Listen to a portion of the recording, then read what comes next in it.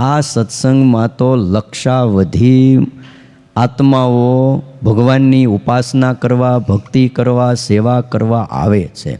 અને આવે છે તે કાંઈ બધા એક જ જગ્યાથી નથી આવતા. મા બાપ ધામ ધામથી આવે છે, ગામ ગામથી આવે છે.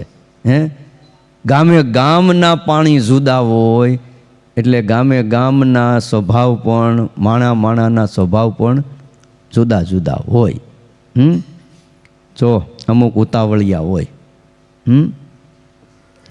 અમુક બહુ સરળ હોય, તે અમુક તો બહુ સ્ટ્રોંગ હોય. થાય બધું હોય ને, કોઈ તીખા હોય, કોઈ ગળ્યા હોય, કોઈ ખાટા હોય, કોઈ ખારા હોય. આપણે 6 રસની વાત કરાય. કોઈ તુરા હોય અને કોઈ કડવાઈ હોય. અટકથી નહીં પણ સ્વભાવથી હોય છે. બધી પ્રકારના હોય છે. કોઈ ખટ મીઠા હોય. સમજી રાખવું જોઈએ સ્વભાવ છે ને. એટલે ગીતામાં લખ્યું કે પ્રાણ અને પ્રકૃતિ બે હારે જાય છે, નથી જતા. અને ત્યાં સુધી લખ્યું જ્ઞાની હોય તોય પોતાની પ્રકૃતિ સરખું જ આચરણ કરે છે. એટલે એનો અર્થ એવો છે, એની પ્રકૃતિ એ પાછી બહુ જીવાત્માના કલ્યાણ માટેની હોય છે. કેટલા વિઘ્નો આવે ને કેટલા દુઃખો આવે, પણ એણે ધાર્યું હોય કે મારે હજારો આત્માને ભગવાનમાં જોડવા છે, એટલે એ જે પોતાની પ્રકૃતિ એનો ત્યાગ ન કરે. તે ગુણાતીતાનંદ સ્વામીએ 40 વર્ષ સુધી ખમી અને શું કર્યું? ભગવાનની વાતો કરે જ રાખી. પણ પછી છેલ્લે એમ થયું કે હવે ધામમાં જવું છે, જુનાગઢ છોડી દીધું. બોલો. અને 2 વર્ષ સત્સંગમાં વિચરણ કરી અને અંતે ગોંડલમાં આવીને શરીર છોડી દીધું. ખ્યાલ આવે? એટલે કલ્યાણભાઈને આગ્રહ બહુ હતો કે કામ અમે કરીશું. કલ્યાણભાઈનો ગુણ આવ્યો ને પછી તો ભાઈ બેહવા આવ્યો. ગુણ આવે એટલે બેહે પાસે, અને જો ગુણ ન આવે ને તો બેઠો હોય ને તો વિયો જાય. એટલે આપણે ખાસ વિચારવાનું. એમાં એ નવા હોય ને એને તો ખાસ જાળવવાના. તો જૂના હોય ને જો એણે ઘણું સન્માન પણ મેળવ્યું હોય કે નહીં? એણે ઘણું શું કહેવાય પ્રસાદ પણ લીધો હોય, એણે રાજીપો પણ ઘણો મોટાનો લીધો હોય. તો પછી હવે જે નવા આવ્યા હોય એનો થોડોક નંબર લાગવા દેવો.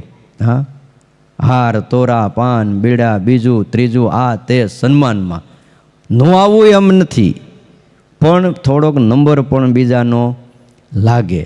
સેવામાં આપણે ખૂબ સેવાઓ કરી હોય, પછી કોઈક સેવા કરવા આવતો હોય, સારું ભાઈ હાલ આપણે 2 કરીએ, લાવી જા બાજુમાં. આ તો આપણે એમ કંઈક તન ન ફાવે, હાલ આગો જા, તો ન મેળ આવે. હો ભાઈ, નથી ફાવતું એટલે આવ્યા શીખવા આવ્યા. ઘણી વાર એવું હોય છે કે જો નવો સત્સંગી થયો, ક્યાં હાથ ધોવા એ એને ખબર ન હોય.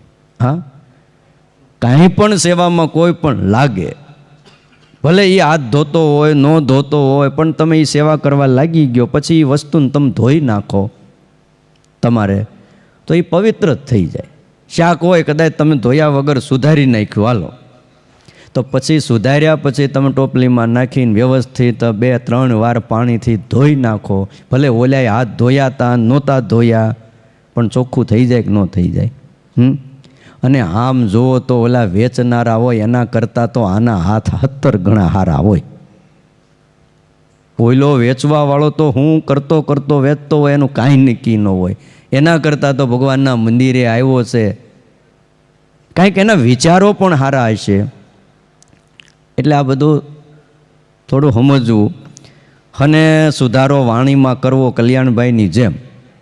સત્સંગ તો થાય. બોલો, અડધો ભાગ દઈ દીધો. તમે દો, તમારું તૈયાર કારખાનું થઈ ગયું, હાલ અડધામાં ભાગ રાખી દઉં. થાય આપણાથી? તે કલ્યાણભાઈની પાસે માંડ્યો બેસવા, અને કલ્યાણભાઈ વાતું કરતા એવા હરિભગત તે વાતું કરીને બાજુના પટેલને સત્સંગી કરી દીધો. બોલો, શેઠા પાડોશીને. પછી તો ભગવાનની મૂર્તિનું તિલચિહ્નનું વર્ણન કલ્યાણભાઈ માંડ્યા કરવા, અને આ પટેલને કે જો પટેલ, ભગવાનના જમણા ગાલ ઉપર એક તિલ છે, અને બે છાતી ઉપર છાપના ચિહ્નો છે, હૃદયમાં શ્રીવત્સનું ચિહ્ન છે, અર્ધચંદ્રના આકારે. આ બધી એક પછી એક વાતો માંડ્યા કરવા, 16 ચિહ્નો શીખવાડ્યા અને તિલચિહ્ન ધારતા શીખવાડ્યું કે આવી રીતે આંખો બંધ કરીને ભગવાનના તિલચિહ્નને સંભાળવા અને ધારવા. એમાં શ્રીજી મહારાજે એક રાત્રિએ આ પટેલને દર્શન દીધા. હવે સાંભળજો તમે. વાતો કલ્યાણભાઈ કરી, સાંભળી પટેલે, દર્શન દીધા પટેલને. દર્શન દઈને કીધું, પટેલ બધાય ચિહ્ન ધારો છો. કલ્યાણભાઈએ સાઇન કરીને એક ચિહ્ન ભગવાનના શરીરનું શીખવાડ્યું નહીં. તો બધાય તિલચિહ્નને ધારે ને એક તિલચિહ્ન ન સંભાળે. શ્રીજી મહારાજ દર્શન દેંગે, પટેલ આ કેમ નથી સંભાળતા? તો કે મહારાજ મને કલ્યાણ બાપાએ શીખવાડ્યું જ નથી કે. પછી તો એણે બીજે દિવસે સવારે વાડીએ આવ્યા, 2 જણા શેઠે બેઠા, તે વાત કરી, બાપા આજ તો સ્વામિનારાયણ ભગવાનના મને દર્શન થયા. હોય નહીં, અરે આબેહૂબ તમે જે તિલ ચિહ્ન કીધા હતા એ બધા જ તિલ અને ચિહ્નો એમની મૂર્તિમાં હતા. તે મને આવીને ઠપકો દઈ ગયા. કેમ ઠપકો દીધો? તે કે તમે આ અમારું દાઢી હેઠે એક ચિહ્ન છે, આ તિલ છે, એ કેમ સંભાળતા નથી? તો કે એ કાંઈ મને કલ્યાણ બાપાએ કીધું નથી. ત્યારે કલ્યાણભાઈ કે ઓહો હો, તમને ભગવાનના દર્શન થયા, ભારે વાત કહેવાય. આગ્રહ હતો કથા વાર્તાનો, હરિભગત કરવાનો. આપણે આવો આગ્રહ રાખવો. શેનો? સત્સંગી કરવાનો. તો લઈ આવવાના ગાડી વાહે બેહારીને.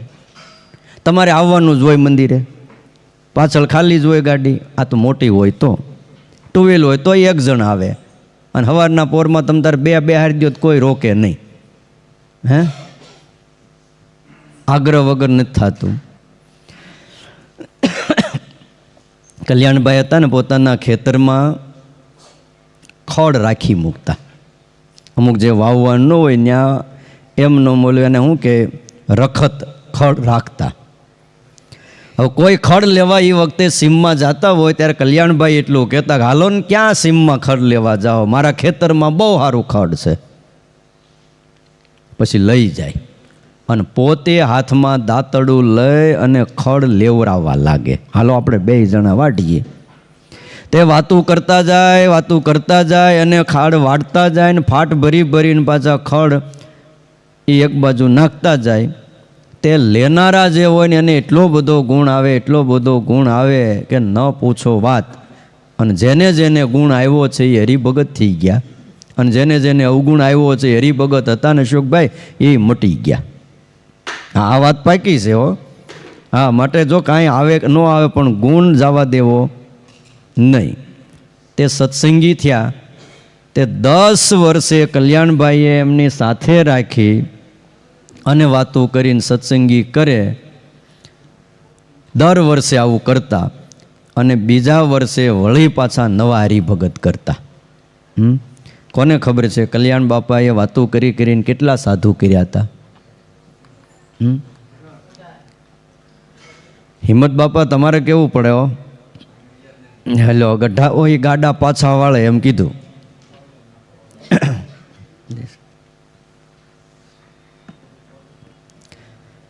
એના સાથીઓને, એને ત્યાં દાડિયું કરનારાને, એને ત્યાં ખેતી કામ કરનારાને, આવાને ઉપદેશ કરીને સાધુ જુનાગઢ લઈ જાય. જુનાગઢ લાવી અને ગુણાતીતાનંદ સ્વામીના હાથમાં હાથ હોપીને કે, સ્વામી અહીંયા સુધી લાવી દીધો છે, હવે તમે સાચવજો કે. બોલો કેટલો આગ્રહ. ત્યારે આ થાય. અને મહારાજનો મત પણ એવો હતો, ઘણા જીવનું કલ્યાણ કરવું છે એટલે આગ્રહ હતો. જેમ પર્વતભાઈ મોટા એમ સત્સંગમાં કલ્યાણ બાપા પણ એવા મોટા હતા. ઘણાને સત્સંગ કરાવતા.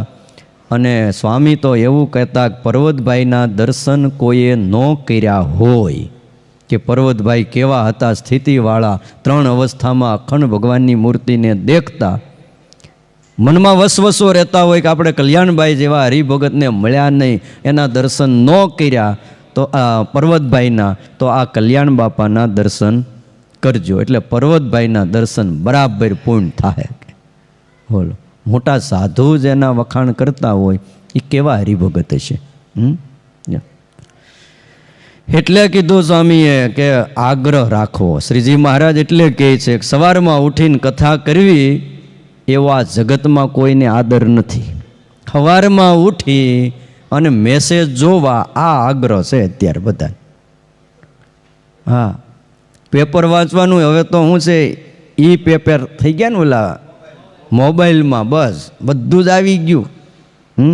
એક હોય તો દુનિયામાં બીજું કાંઈ જરૂર પડે. એક સાધે સબ સાધે ને સબ સાધે સબ જાય. હે, જ્યાં જ્યાં સભાઓ છે ત્રિલોકની અંદર તમે નજર કરો, ત્યાં ભગવાનની વાતો નથી થતી, વિષયની વાતો થાય છે. ભગવાન ભજવાનો આદર રાખવો. આ વિવાહ કરે ત્યારે કોઈ ઘરના કામ મૂકી નથી દેતા. તમારા દીકરાના દીકરીઓના આ લગ્નગાળો હમણાં આ પછી મહિના પછી ચાલુ થાય, હમણાં તો થોડોક બંધ કર્યો છે, પણ ગમે એવા લગ્નના કામ હોય ત્યારે કોઈ પોતાનું કામ મૂકી દે છે, ખેતી મૂકી દે છે. હે, વાડી કે કોસ હાંકવાનું એ વખતે હતું, કોઈએ મૂકી દીધું. વિવાહ થતા હોય તો એ થયા કરે, અને ઘરના કામ હોય એ પણ થયા કરે છે. એમ સ્વામી કે ઘણી ઉપેક્ષા કરીએ ને ત્યારે ભગવાનની વાતો થાય છે. કથા, કીર્તન, ધ્યાન આ બધું એનો કેળો ન મૂકવો. શ્રવણ, મનન, નિધિધ્યાસ આ 3 કરવાનો ઠરાવ કરવો, ત્યારે થાય છે.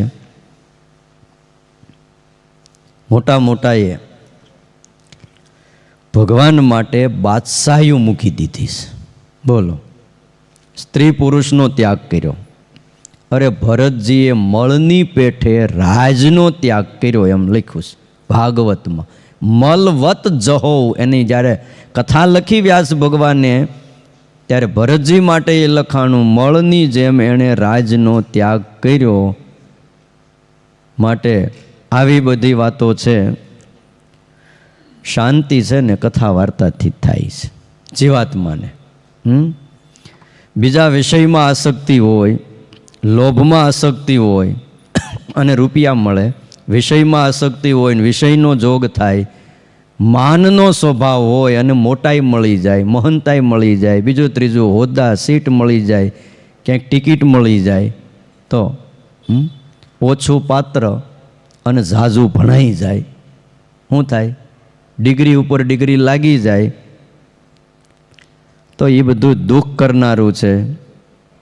કોઈ કહેનારા હોય ને તો જ સુખ થાય છે. અને આ વાતો છે ને બદ્રિકાશ્રમવાળા હોય, શ્વેતદીપવાળા હોય, એ કથા વાર્તા કર્યા જ કરે છે. અને ત્યાગના વખાણ એમને ગમે છે. સાધુનો સમાગમ છે ને એને કર્યા કરવો. શ્રીજી મહારાજ પણ વારે વારે વાતું કરતા, ને સ્વામી તો એવું કહેતા કે આ વાતું કેવી છે, એક તો લાખ રૂપિયાની વાત કરે ને 1 લાખ રૂપિયાનો ઢગલો કરે, એમ એક તો વાત કરે અને એક તો વાતનો અનુભવ થયો છે એનો એને આનંદ હોય છે. એટલે વાલા ભક્તજનો, શ્રીજી મહારાજ કહે છે કે અમારા આશ્રિતોએ શ્રવ્યાશ્ચ પરમ આદરાત, કાર્યા કથા વાર્તા અમારા આશ્રિતોએ નિત્ય પ્રત્યે કરવી. ભાઈ, શબ્દ કાનમાં ગયા હોય ને તો એ ક્યારેક કામ કરે છે, અને અવળા શબ્દ કાનમાં ગયા હોય ને તો એ પાછા ક્યારેક કામ કરે. હો, એકાદો શબ્દ અવળો ઊંડો ઉતરી ગયો હોય તો એ ગમે ત્યારે પાછો હળવળે. સારા શબ્દો કામ કરે છે. જેમ ભણવાનો, લખવાનો, ખેતીનો, હીરાનો, એમ્બ્રોઇડરીનો અત્યારે તમે જુઓ કેટલો આદર છે. આ બધાયનું ફળ શું છે? રોટલા મળે એટલું ફળ છે, કંઈક વધારે હોય તો કહેજો. આ બધાયનું ફળ રોટલા મળે. એમ આપણે જો ભગવાન ભજવાનો, કથા વાર્તાનો આદર હશે તો એના ફળ છેલ્લે આત્માની મુક્તિ, મોક્ષ છે. ડાયા માણસોએ કથા વાર્તા કર્યા જ કરવી. 100 કલ્પ સુધી સ્વામી એમ કહેતા કે દોષ ન ટળે. ત્યારે કીધું દોષ ન ટળે તો આ બધી ભક્તિ કરી એનું ફળ હું. સ્વામી એમ કે સત્સંગ વિના, સમાગમ વિના, કથા વાર્તા વિના દોષ ટળતા નથી. ત્યારે એક જણાએ તરત જ કીધું તો આ બધી ભક્તિ કરી છે એનું ફળ. ત્યારે સ્વામી કે દુર્વાસા મુનિ હજારો ગોપીઓના થાળ જમી ગયા. એ કથા શાસ્ત્રની અંદર લખાણી છે. એકલા વ્યક્તિ કેટલાના થાળ જમ્યા? હજારો ગોપીઓના. પણ સ્વભાવ આવ્યો ને ત્યારે ઠેકાણું ન રહ્યું. બોલો કોનું? દુર્વાસા મુનિનું. તો માટે સ્વભાવ ટાળ્યા વિના ટળે નહીં. બોલો. અને એટલા માટે તો મહારાજા પૃથુ આ ધરતી ઉપર થયા, ભગવાનનો અવતાર કહેવાય. અને પરમાત્મા પ્રસન્ન થયા અને પૃથુ રાજાને માગવાનું કીધું. ત્યારે પૃથુ રાજાએ કીધું કે ગોપીઓના જેવી ભક્તિ મને શ્રવણ ભક્તિ આપો, મને 1000 કાન આપો. 10,000 કાન માગ્યા. કેટલા? 10,000 કાન માગ્યા. વિચાર તો કરો, એ કાન ક્યાં ચોંટાડ્યા હશે? હે? પણ 2 કાનથી કથા સાંભળીએ આનંદ આવે છે. 10,000 કાનથી કથા સાંભળીએ કેટલો આનંદ આવે. એક લેમ્પ કર્યો હોય તો અંજવાળું એટલું થાય, 2 કર્યા હોય તો એનથી વધે, 3, 4, 5, 3 અને 10,000 કર્યા હોય તો અંજવાળું કેટલું થાય? એમ 2 કાનથી જો એટલો આનંદ આવે, 10,000 કાનથી આનંદ કેટલો આવે? એ 10,000 કાનથી જેટલો આનંદ આવે એટલો મને આ 2 કાનથી કથા સાંભળું ને એટલો આનંદ મને આવે. આવી રીતે ભગવાન પાસે માગ્યું. આપણે તો ઘડીક બેહવાનું છે, સવારમાં 1 કલાક બસ, વધારે નહીં. એમાંય વળી ક્યારેક મોડા આવ્યા હોય 15 મિનિટ કપાઈ જાય, 1/4 કલાક થાય. વળી થોડાક 15 મિનિટ મોડા આવો તો અડધો કલાક તો ખરી જ પછી. જો ડગાઈની આ વાતો એટલા માટે છે. દેશકાળ આવે ને, કથા વાર્તા જો અંદર હૃદયમાં ઉતરી ગઈ હોય ને, દેશકાળ તો બધાને આવવાના. પ્રહલાદની આવ્યા હતા, ધ્રુવની આવ્યા હતા, મીરાબાઈની આવ્યા હતા, દાદા ખાચરની દેશકાળ લાગ્યા હતા. કોને નથી આવ્યા કયો? મોટા મોટાને પણ દેશકાળ લાગ્યા હતા, પણ ડગ્યા નથી. પ્રહલાદ ડગ્યા નથી. નહીતર સામે આમ તમે જુઓ તો ખરા, ત્રિલોકી જેનાથી ડરે એવા એના બાપ હતા. દેવતાઓ પણ બોલો સ્વર્ગ મૂકી મૂકીને ભાગી જતા. ઠીક છે, બેહી જાવ ઇન્દ્રાસન ઉપર, અમારે જોતું જ નથી. બોલો, નહીતર કોઈ એકવાર સીટ મળ્યા પછી કોઈ મૂકે? પણ મહારાજા ઇન્દ્ર તે સ્વર્ગ ખાલી કરીને વયા જતા. આટલી જેની હાંક હતી. પણ ભાઈ પ્રહલાદ ન ડીગ્યા. તે કાળ કર્મને માયા કોઈ એનું નામ ન લઈ શકે. બોલો, કાળની પણ શક્તિ કુંઠિત થઈ ગઈ. મારવા માટે બહુ પ્રયત્નો કર્યા, પણ પ્રહલાદ ન મર્યા. તે ન મર્યા. મણિધર નાગ છે ને, એ કંડિયામાં ન આવે, કોઈના લાગમાં ન આવે, એવો બળિયો થાય છે. એટલે મન અને ઇન્દ્રિયોના દોર્યા જો ન દોરાવવું હોય તો એણે કથા વાર્તા સાંભળવી. કયો મન ઇન્દ્રિયો આ બધા એવા છે, આખું જગત એના દાસ થઈને વર્તે છે. કોના? મન અને ઇન્દ્રિયોના. માયાના દાસ થઈને, માયાના ગુલામ થઈને વર્તે છે. ત્યારે આપણે શું કરવું? આખું જગત જેના દાસ છે ને એના સ્વામી થઈને રહેવું. ઇન્દ્રિયો અંતઃકરણના સ્વામી થઈને રહેવું. કયો ત્યારે આ કામ થાય છે. મોટા સાધુ તો એમ કહેતા, ઘણા તો શું છે, માંદાનું મીશ લઈને કથામાં નથી આવતા. કેમ ન આવ્યા? તો કે હું માંદો છું. આસને જઈને સૂઈ રહે. સ્વામી તો એમ કે દેહની આરે એટલી બધી ભાઈ બંધાઈ કરી નાખી છે કે ન પૂછો વાત. અને એવું કહેતા કે લોચાને જાળવીને બેઠા છે. આ માંસનો શું છે? લોચો છે.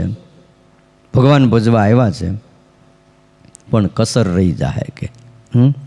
અને સિદ્ધ થયા છે. સ્વામી કે બધા મેળે જઈને બેઠા છે.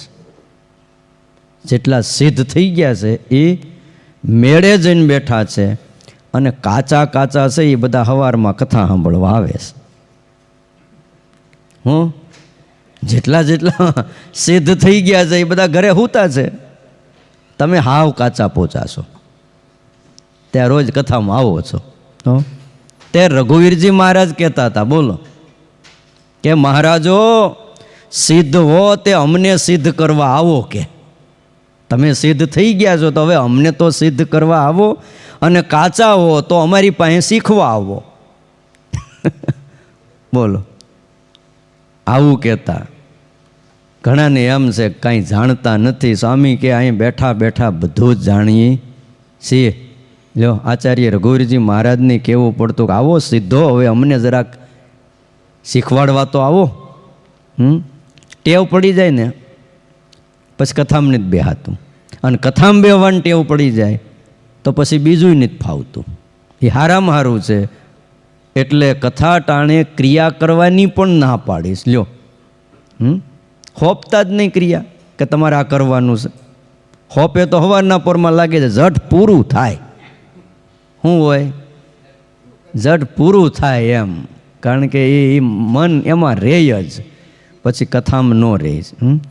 માટે શ્રીજી મહારાજે વાલા ભક્તજનો આપણને આજ્ઞા કરી છે કે અમારા આશ્રિતોએ કથા વાર્તા એને આદર થકી સાંભળવી અને આદર થકી ભગવાનની કથા વાર્તા કરવી. જો સાયંકાળ હોય, પ્રાતકાળ હોય, આપણા સંપ્રદાયમાં 5 વખત કથા થાય છે. કેટલા વખત? 5 વખત. બોલો, સવારે કથા થાય. એક તો મંગળા અને શણગાર આરતીની વચ્ચે કથા થતી, પછી શણગાર આરતી થઈ જાય પછી પાછી બીજી કથા થાય, બપોરે કથા થાય,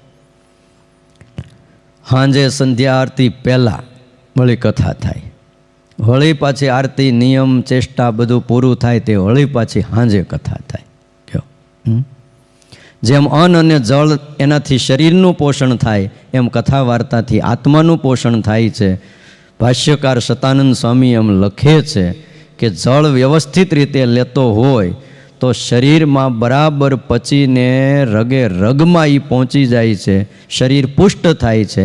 એમ ભગવાનની કથા જો નિયમિત સાંભળે તો એ પણ આત્મા પુષ્ટ થાય છે. આ અત્યારે શરીરનું ધ્યાન રાખનારા કહે છે કે તમારે સવારે ઉઠીને ખાલી પેટે પાણી પીવું. શું કહે? હા, ગરમ પાણી પીવું. આવું કે એ બહુ ફાયદાકારક છે. જેમાં પછી પાણી ઓછું પીવું. એમ આપણે સવારે ઉઠી પૂજાપાઠ કરી અને કથા વાર્તા એનું પાન કરવું, એનું શ્રવણ કરવું, રગ રગમાં પ્રવર્તી જાય છે. આત્મા પુષ્ટ બને, આત્મા શક્તિમાન બને. એટલે શું થાય તો કે કામ, ક્રોધ આદિક જે અંતઃશત્રુઓ છે એનો દાયબો દબાય નહીં. એમ સ્વામી સતાનંદ સ્વામીએ એમની વ્યાખ્યામાં લખ્યું છે. નિર્વિઘ્નપણે ભક્તિને કરે છે, સિદ્ધ ગતિને પામે છે. આવી ઘણી વાતો લખી છે. અને બીજું લખ્યું સ્કંદ પુરાણમાં છેલ્લે પ્રચેતાઓ પ્રત્યે ભાગવતમાં ભગવાને એમ કહ્યું, ગુરુહે ચાશ વિશતામ ચાપી પુંસામ કુશલ કર્મણામ મદ વાર્તા યાતયામાનામ ન બંધાય ગૃહા મતા. હે પ્રચેતાઓ, મનુષ્યો જો સંસારમાં હોય, ગૃહસ્થાશ્રમને યોગ્ય કર્મ કરતા હોય, છતાં પણ જો એમનો સમય ભગવાનની કથા વાર્તામાં પસાર થતો હોય તો એ ગૃહસ્થ અને સંસારના બંધન માટે એ છે નહીં. સંસાર ભલે બધા જ કર્મો કરતો હોય, ખેતીવાડી, ધંધો, આ તે ગૃહસ્થાશ્રમ, પણ જો એનું મન કથા વાર્તામાં હોય ને કથા વાર્તા સાંભળતો હોય પ્રતિદિન, તો એને સંસારી કહેવાતો નથી. ભલે સંસારમાં છે પણ સંસાર એને બંધન કરતો નથી. તમે ભાગવત વાંચજો. આપણે રાજાની કથા લખી, પરમ ભાગવત સંત કીધા. સ્વયંભૂ મનુ પ્રથમ થયા. પ્રિયવ્રત રાજા એના દીકરા, સ્વયંભૂ મનુના દીકરા પ્રિયવ્રત રાજા રાજ કરતા હતા. પણ એની જ્યાં કથા લખવાની વ્યાસ ભગવાને શરૂ કરી ત્યાં લખ્યું ભાગવતો એમ લખ્યું. પ્રિયવ્રત રાજા ભાગવત સંત હતા એમ લખ્યું. શું કામ? કે રાજમાં રહ્યા પણ એણે અડધો કથા વાર્તાનો યોગ રાખ્યો. માટે વાલા ભક્તજનો, અડધો અડધ કથા વાર્તાનો યોગ રાખવો અને કથા સાંભળવી, એવી વાત આ 64મા શ્લોકમાં શ્રીજી મહારાજે કરી છે. વિશેષ કથા આપણે આવતીકાલે સાંભળશું.